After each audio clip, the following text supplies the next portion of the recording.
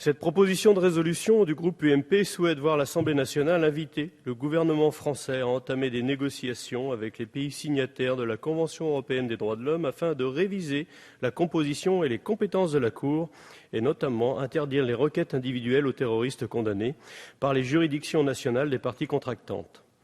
Dans l'hypothèse où ces modifications indispensables ne pourraient être obtenues, la présente résolution invite le gouvernement français à faire savoir à ses partenaires qu'elle serait prête à dénoncer la Convention. La Cour européenne des droits de l'homme est ainsi attaquée frontalement par M. Lellouche et ses collègues UMP, et cela de manière démagogique par cette proposition de résolution. Faire de la CEDH un bouc émissaire, c'est méconnaître le cadre général du droit européen en matière de droits de l'homme. En effet, les principes de la Convention de 1949 sont aussi pleinement intégrés dans le droit communautaire et par les droits nationaux.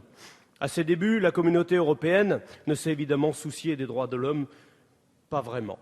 Les auteurs des traités pensaient qu'en raison de leur nature économique, il n'y aurait pas d'interférence entre législation communautaire et droits de l'homme. Mais la Cour de justice de l'Union européenne a, dès 1970, développé une jurisprudence très protectrice des droits fondamentaux. Cette évolution a été parachevée par la rédaction en 2000 de la Charte des droits fondamentaux, à laquelle le traité de Lisbonne de 2009 confère une force juridique. La construction de cet espace communautaire des droits de l'homme ne s'est pas faite en concurrence avec la Cour européenne des droits de l'homme siégeant à Strasbourg, mais dans un réel esprit de convergence.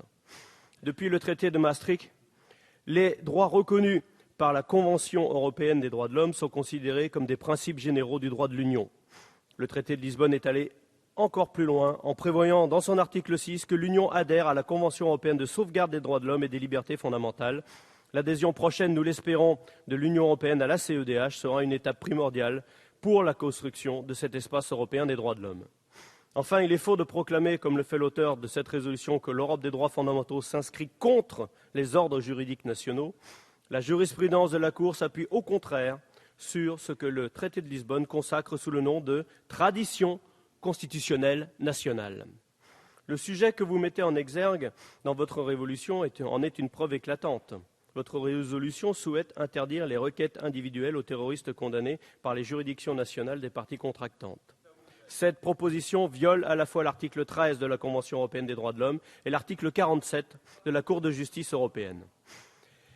Mais le droit au recours n'est pas une invention de la CEDH. C'est avant tout un principe du droit français reconnu tant par le Conseil d'État que par le Conseil constitutionnel.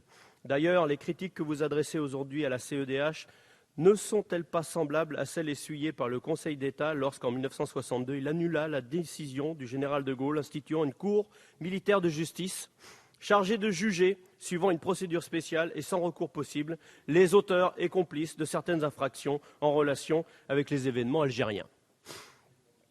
En résumé, la philosophie de votre texte, comme les suivants de votre niche parlementaire d'aujourd'hui, joue sur la démagogie et les peurs, et notamment sur la crainte que la France ne soit plus maîtresse chez elle, même dans le domaine de la loi. Dans votre exposé des motifs, vous prenez notamment exemple de la liberté d'association des militaires qui nous aurait été imposée par la CEDH. À la suite de cette décision, une première association professionnelle de gendarmes a en effet été créée au sein de la gendarmerie nationale, mais au lieu d'y voir une avancée pour notre pays et notre armée, comme le directeur général de la gendarmerie nationale, M. Denis Favier, qui y voyait une opportunité afin de moderniser encore plus la chaîne actuelle de concertation et de participation et de faire évoluer les modalités du dialogue interne, vous y voyez une perte de souveraineté inacceptable. Avouez que pour le pays qui se gausse si souvent d'être la patrie des droits de l'homme et qui leur confère une universalité s'imposant à l'ensemble des habitants de cette planète, il est curieux de vouloir s'en dédouaner lorsque ces principes sont défendus par une institution communautaire. De même, dans le cas des personnes condamnées pour terrorisme citées dans l'exposé des motifs, les auteurs de la proposition de résolution estiment que ces cas sont une illustration du caractère contestable des décisions de la Cour. Pourtant, les raisons des décisions d'impossibilité d'expulsion vers des pays où ces personnes encouraient la torture à leur arrivée semblent difficilement réfutables.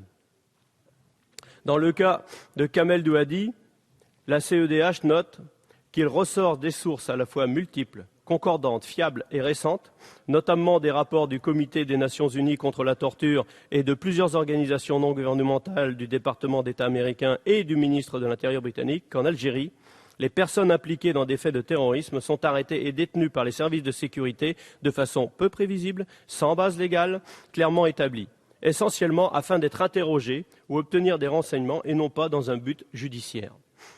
Toujours selon ces sources, ces personnes placées en détention sans contrôle des autorités judiciaires ni communication avec l'extérieur peuvent être soumises à des mauvais traitements, y compris la torture.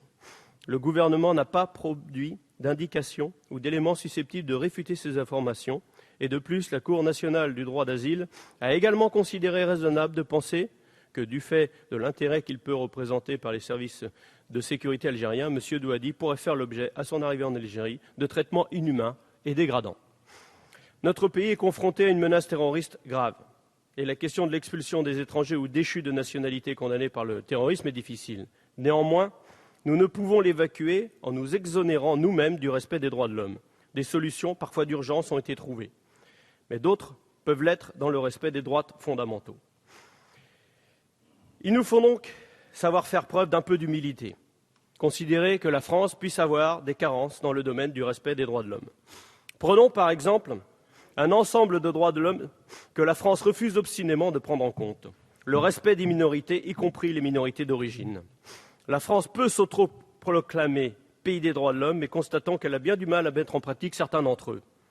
Le pire est même qu'elle enjoint certains pays de respecter ces minorités. Cela pourrait faire sourire. Par exemple, de demander à l'État chinois de donner un statut à la langue tibétaine, mais continuer ici la politique de non-reconnaissance des langues régionales. La France ne les reconnaît pas, ne les protège pas. Les langues dites régionales n'ont aucun statut juridique, aucune protection, et le nombre de locuteurs ne cesse de baisser d'année en année, à tel point d'ailleurs que l'UNESCO les classe toutes en danger ou grand danger d'extinction. Certaines personnalités politiques, et non des moindres, le gardien du temple de la francité, le Conseil constitutionnel ou le Conseil d'État, s'opposent même à ce que la France ratifie la très anodine Charte européenne des langues minoritaires. Faites ce que je dis, pas ce que je fais. D'ailleurs, le Comité pour les droits économiques, sociaux et culturels de l'UNESCO fait d'ailleurs régulièrement des recommandations à la France pour la reconnaissance de ces minorités. Je disais donc que la France devrait faire preuve d'humilité et accepter qu'elle se doive de respecter les droits de l'homme, y compris, parfois, pour des gens qui ne le méritent pas. La justice d'exception pour ces crimes que l'on connaît dans d'autres pays, avec des dérives importantes comme aux États-Unis et les tristement célèbres prisonniers de Guantanamo et autres prisons secrètes disséminées dans le monde, n'est pas la réponse souhaitable à la menace qui nous entoure. C'est précisément ce genre de justice d'exception qui met à mal le socle fondamental sur lequel est basé tous nos ordres juridiques démocratiques et transparents que souhaitent détruire les terroristes.